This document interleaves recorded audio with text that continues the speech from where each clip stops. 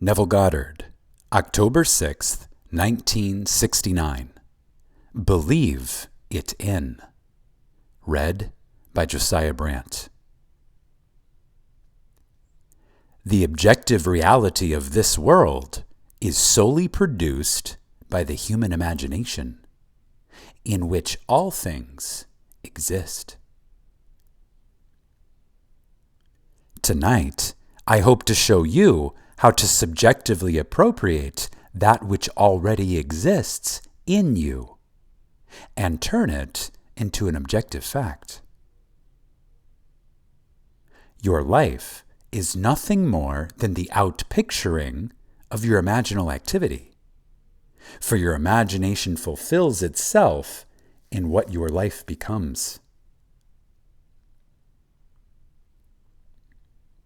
The last year that Robert Frost was with us, he was interviewed by Life magazine and said, "Our founding fathers did not believe in the future. They believed it in." This is true. Having broken with England, our founding fathers could have established their own royalty here by making one of them the king, thereby perpetuating a royal family. They could have chosen a form of dictatorship, but they agreed to imagine a form of government that had not been tried since the days of the Greeks. Democracy is the most difficult form of government in the world, yet our founding fathers agreed to believe it in. They knew it would take place because they knew the power of belief. The power I hope to show you that you are tonight. To say, "I am going to be rich," will not make it happen. You must believe riches in by claiming within yourself, "I am rich." You must believe in the present tense, because the active, creative power that you are is God. He is your awareness, and God alone acts and is. His name forever and ever is I am. Therefore, he can't say, "I will be rich," or "I was rich," but "I am rich." Claim what you want to be aware of here and now. And although your reasonable mind denies it and your senses deny it, if you will assume it with feeling, your inward activity, established and perpetuated, will objectify itself in the outside world, which is nothing more than your imaginal activity objectified. To attempt to change the circumstances of your life before you change its imaginal activity is to labor in vain. This I know from experience. I had a friend who hated Roosevelt, yet wanted him to change. Every morning while shaving, my friend would tell Roosevelt off. He found great joy and satisfaction in this daily routine, yet could not understand why Roosevelt stayed the same. But I tell you, if you want someone to change, you must change your imaginal activity, for it is the one and only cause of your life. And you can believe anything in if you will not accept the facts your senses dictate, for nothing is impossible to imagine. And imagining, persisted in and believed, will create its own reality.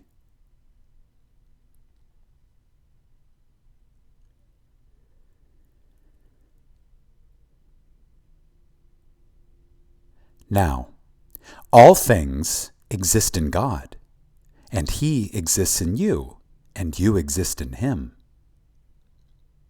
Your eternal body is the human imagination, and that is God Himself. Your imagination is an actual body in which everything is contained. When you imagine, the thing itself comes out of that divine body, Jehovah.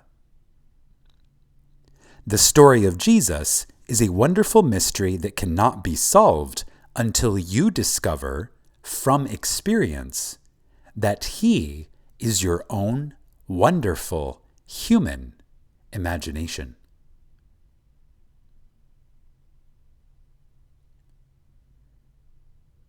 Again, all things exist in God, and He exists in you, and you exist in Him. Your eternal body is the human imagination, and that is God Himself. Your imagination is an actual body in which everything is contained. When you imagine, the thing itself comes out of that divine body, Jehovah. The story of Jesus is a wonderful mystery that cannot be solved until you discover from experience that He is your own wonderful human imagination.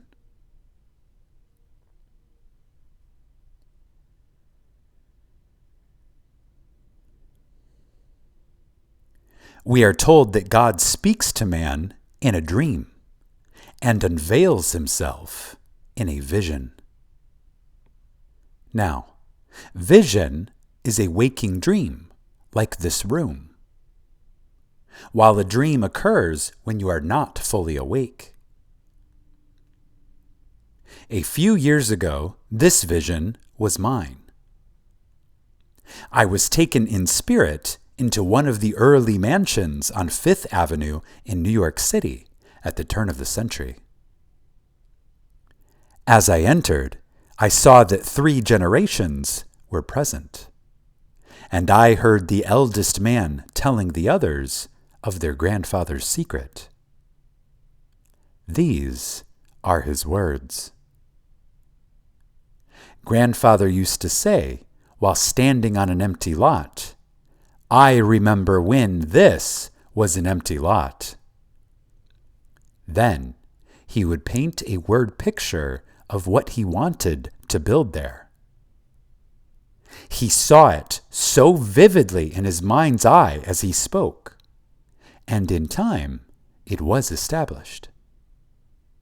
He went through life in that manner, objectively realizing what he had first subjectively claimed. I tell you, everything in your outer world was first subjectively appropriated. I don't care what it is. Desire can be your empty lot where you may stand, remembering when that which you now have was only a desire. If I now say, I remember when I lectured at the Women's Club in Los Angeles, I am implying I am no longer there, and am where I want to be. Remembering when you were poor, I have taken you out of poverty and placed you in comfort. I remember when you were sick, by taking you out of sickness and placing you in the state of health.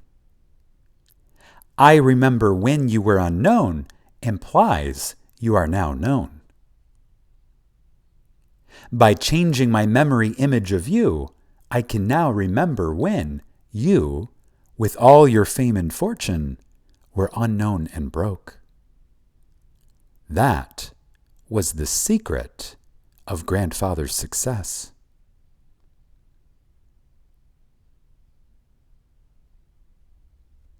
This is what I learned in vision. Do not put this thought aside because it came to me in vision.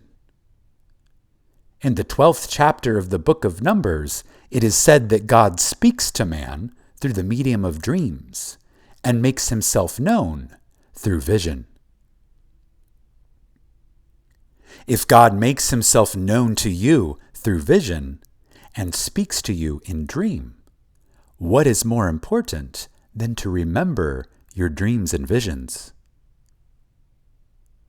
You cannot compare the morning's paper or any book you may read to your vision of the night, for that is an instruction from the depth of yourself.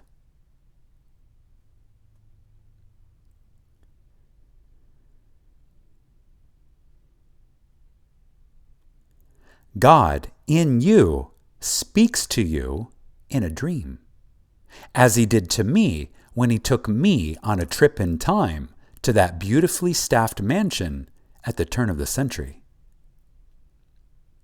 As spirit, I was invisible to those present, but I heard more distinctly than they, and comprehended the words more graphically than they, because they had their millions. And who is going to tell one who already has millions how to get them? I entered their environment to hear their story, in order to share it with those who will hear and believe my words, and then try it.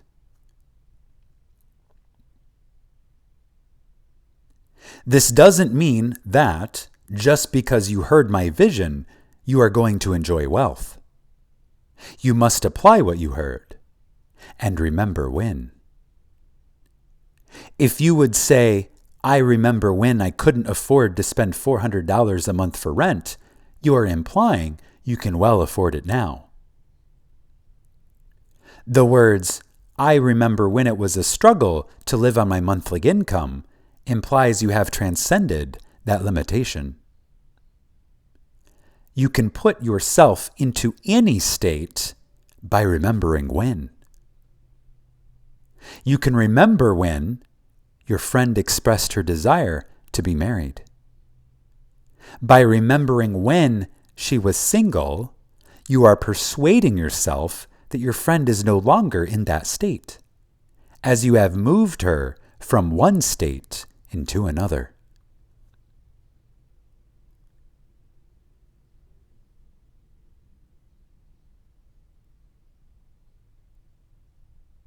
When I say all things exist in the human imagination, I mean infinite states. For everything possible for you to experience now exists in you as a state, of which you are its operant power. Only you can make a state become alive. You must enter a state and animate it in order for it to outpicture itself in your world. You may then go back to sleep and think the objective fact is more real than its subjective state into which you have entered. But may I tell you, all states exist in imagination. When a state is entered subjectively, it becomes objective in your vegetative world, where it will wax and wane and disappear. But its eternal form will remain forever and can be reanimated and brought back into being through the seed of contemplative thought. So I tell you, the most creative thing in you is to enter a state and believe it into being.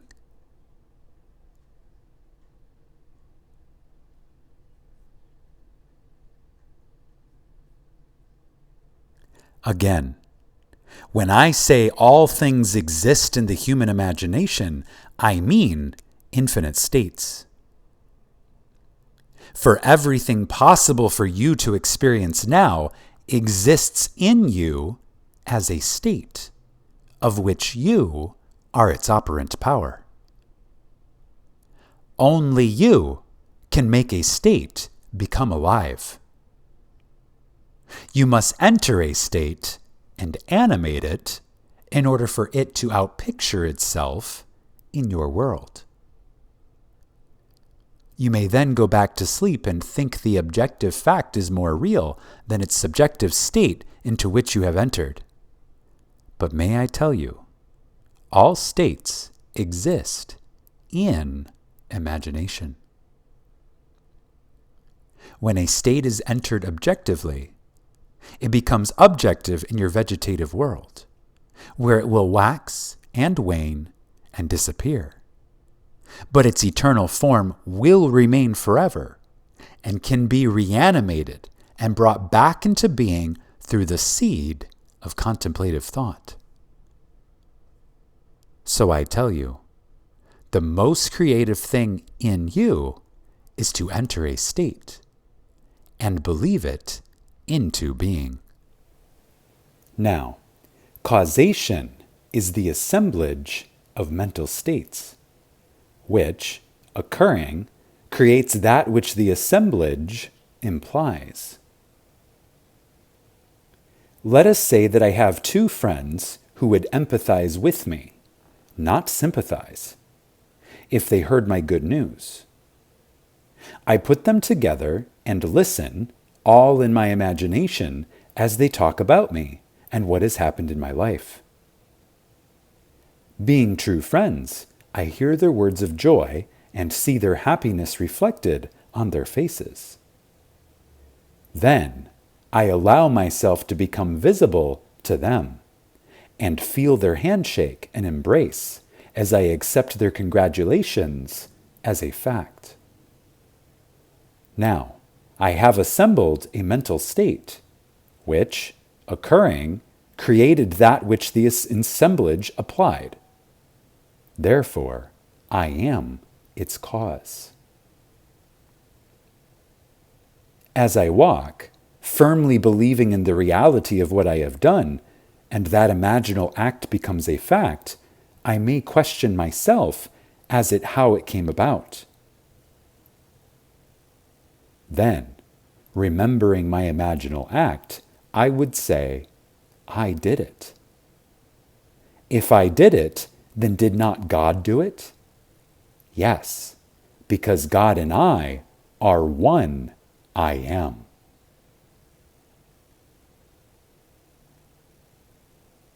Are you going to continue to believe there is another on the outside? Or are you going to believe the great confession of faith, which I would urge you to accept? It's the great Shema. Hear, O Israel, the Lord our God, the Lord is one. If the Lord is one, he cannot be two.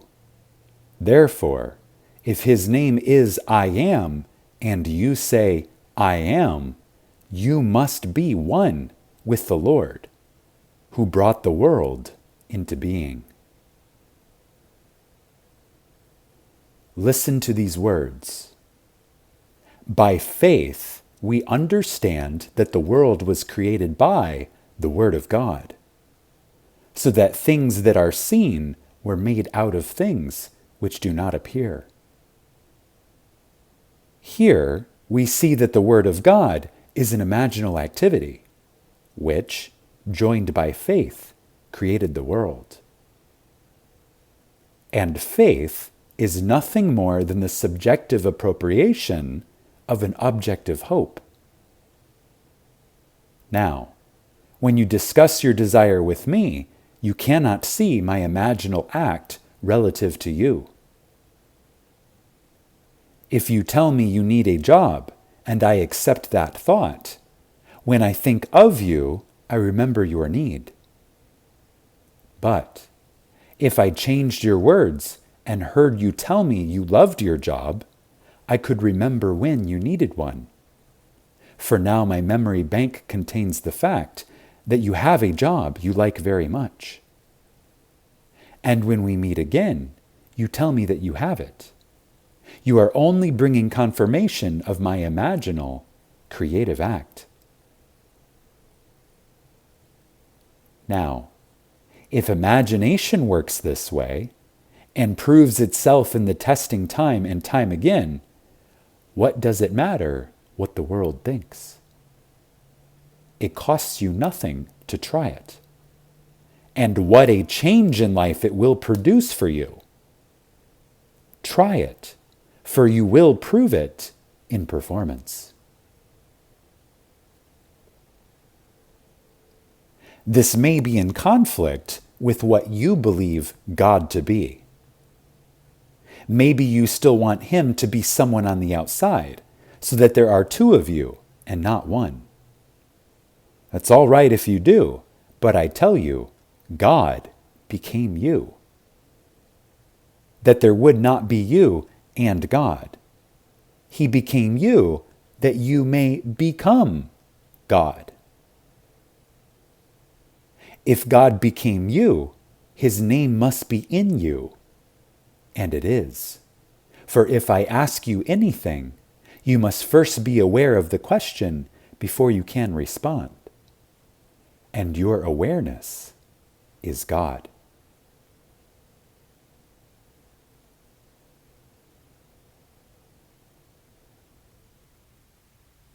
You may not be aware of who you are, where you are, or what you are, but you do know that you are. Aware of what your senses and reason dictate, you may believe that you are limited, unwanted, ignored, and mistreated. And your world confirms your belief in your imaginal activity. And if you do not know that your awareness is causing this mistreatment, you will blame everyone but yourself. Yet I tell you, the only cause of the phenomena of life is an imaginal activity. There is no other cause.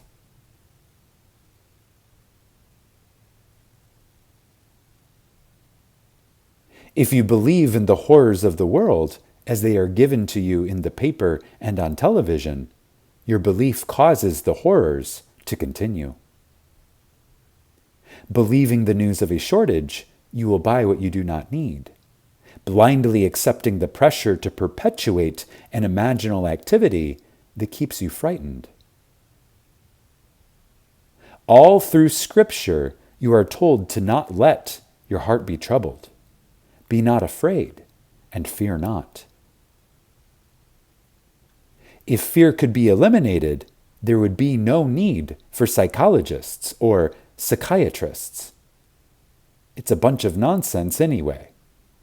Every day, this branch of medicine changes their concepts, and they are always in conflict as to what a man's attitude towards life is.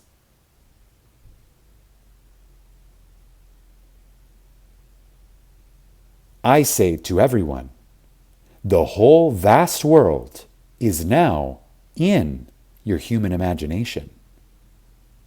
And you can bring any desire out of it by believing it into being.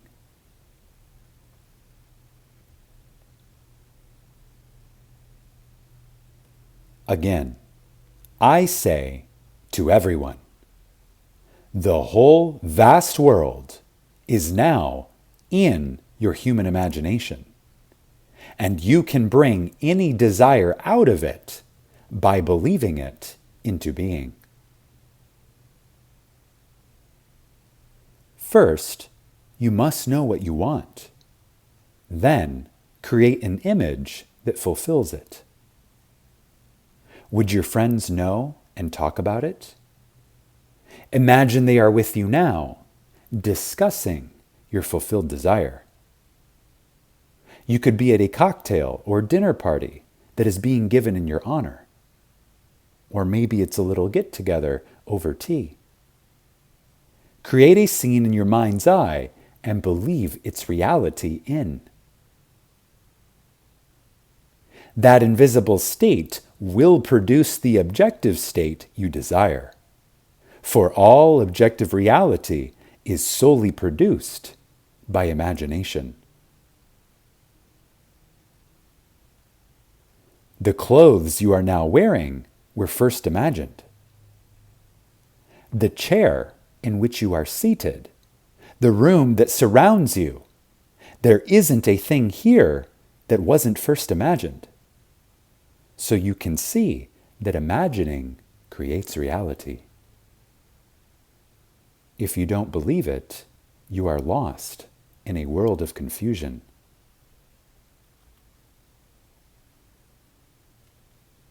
There is no fiction. What is fiction today will be a fact tomorrow. A book written as a fictional story today comes out of the imagination of the one who wrote it and will become a fact in the tomorrows. If you have a good memory or a good research system, you could find today's facts. Not every fact is recorded because not every thought is written, yet every person imagines. A man, feeling wrongfully imprisoned and desiring to get even, will disturb the world, because all things by a law divine in one another's being mingle. You can't stop the force that comes from one who is imagining, because behind the mask he wears, you and he are one. Start now to become aware of what you are thinking, for as you think, you imagine. Only then can you steer a true course to your definite end. If you lose sight of that end, however, you can and will be moved by seeing others. But if you keep your mind centered in the awareness of dwelling in your destination, you cannot fail.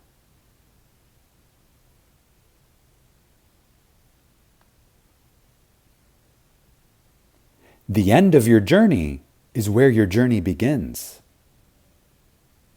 When you tell me what you want, do not try to tell me the means necessary to get it, because neither you nor I know them.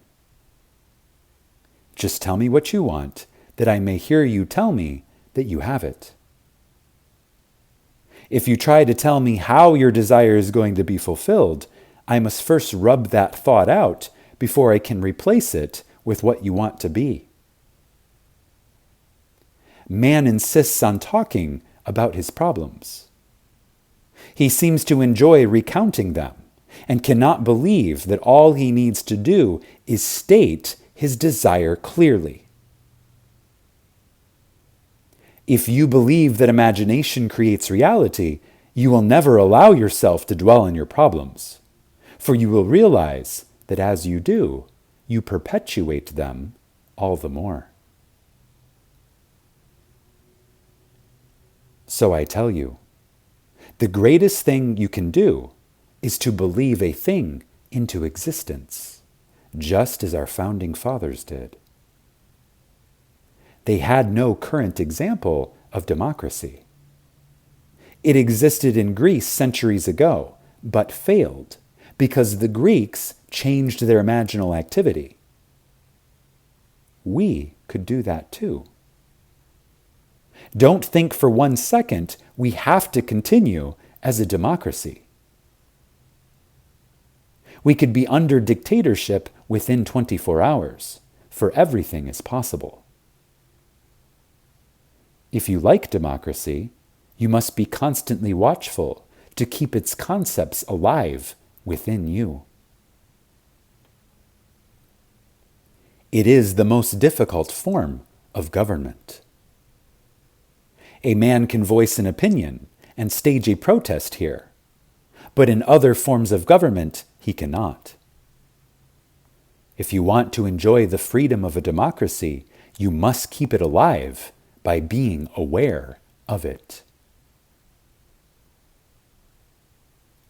Now, if you keep this law, you don't have to broadcast what you want. You simply assume that you have it. For although your reasonable mind and outer senses deny it, if you persist in your assumption, your desire will become your reality.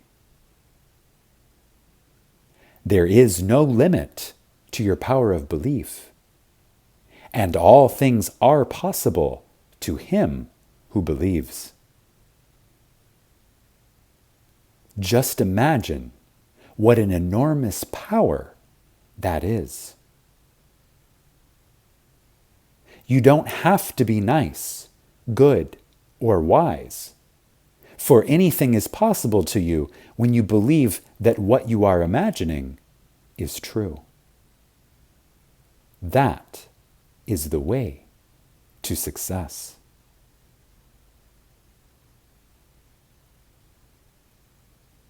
Again, now, if you keep this law, you don't have to broadcast what you want. You simply assume that you have it.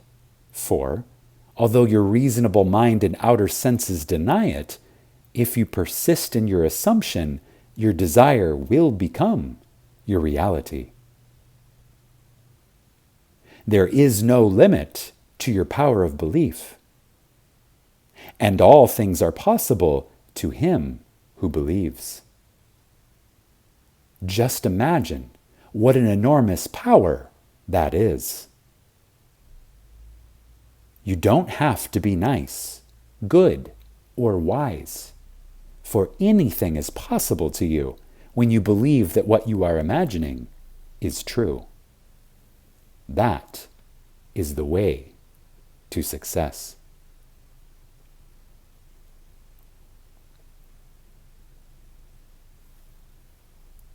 I believe any man who has been successful in his life's venture has lived as though he were successful. Living in that state, he can name those who aided him in achieving his success. And he may deny that he was always aware of success, but his awareness compelled the aid he received. To believe your desire into being is to exercise the wonderful creative power that you are. We are told in the very first psalm, "Blessed is the man who delights in the law of the Lord. In all that he does, he prospers." This law, as explained in the Sermon on the Mount, is psychological. You have heard it said of old, "Thou shalt not commit adultery." But I say unto you, anyone who lusts after a woman has already committed the act of adultery with her in his heart. Here we discover that it is not enough to restrain the impulse on the outside. Adultery is committed the moment the desire is thought.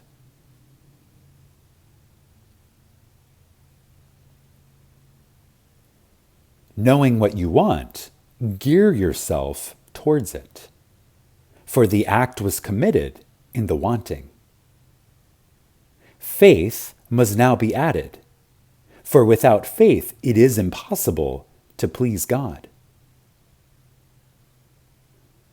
Can you imagine a state and feel that your imaginal act is now a fact? It costs you nothing to imagine. In fact, you are imagining every moment in time, but not consciously. But, may I tell you, if you use your creative power by imagining a desire is already fulfilled, when you get it, the circumstances will seem so natural that it will be easy to deny your imagination had anything to do with it, and you could easily believe that it would have happened anyway. But if you do, you will have returned to sleep once again. First of all, most of us do not even realize our own harvest when it confronts us.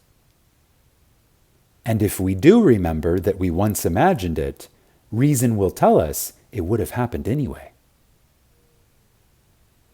Reason will remind you that you met a man, seemingly by accident, at a cocktail party who was interested in making money. When he heard your idea, he sent you to see his friend, and look what happened. So really, it would have happened anyway. Then, of course, it is easy to ignore the law, but blessed is the man who delights in the law of the Lord. In all that he does, he prospers.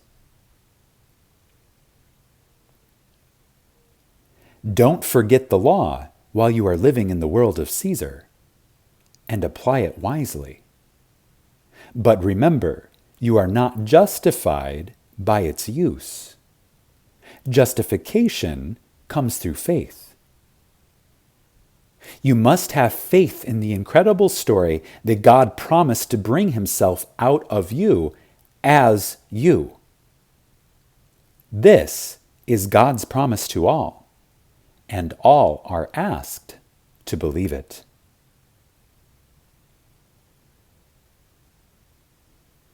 It is not what you are, but what you trust God to do that saves you. And to the degree that you trust God to save you, you will be saved. But he has given us a psychological law to cushion the inevitable blows of life. The law is simple. As you sow, so shall you reap. It is the law of like begets like. As you imagine, so shall your life become. Knowing what you want, assume the feeling that would be yours if you had it. Persist in that feeling, and in a way you do not know and could not devise, your desire will become a fact. Grandfather made his fortune by standing on an empty lot and saying to himself, I remember when this was an empty lot. Then he would paint a beautiful word picture of the structure he desired there. This is a wonderful technique.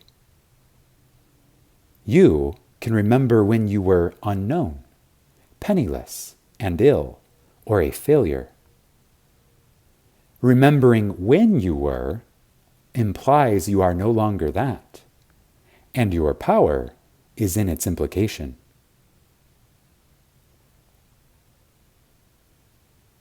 Use the law, and it will take you from success to success, as you conceive success to be. As far as I am concerned, success is to fulfill the promise, and you cannot do that through the law. The promise is fulfilled through faith. Are you holding true to the faith? Examine yourself to see if you are. I have told you an eternal story. Believe it, but do not change it. The story is this: God became you, that you may become God. Use the law to cushion the blows while God keeps his promise. And then, one day, when your journey is over, you will say, Into thy hands I commit my spirit. Thou hast redeemed me, O Lord, faithful God. That is the cry on the cross. Commit your spirit to your imaginal act. Relax and fall asleep, knowing its redemption is assured. Then, when you least expect it, God will prove to you that he has redeemed you by awakening in you, as you. Then you will be born, not of blood, or of the will of the flesh, or of the will of man, but of God. Now, let us go into the silence.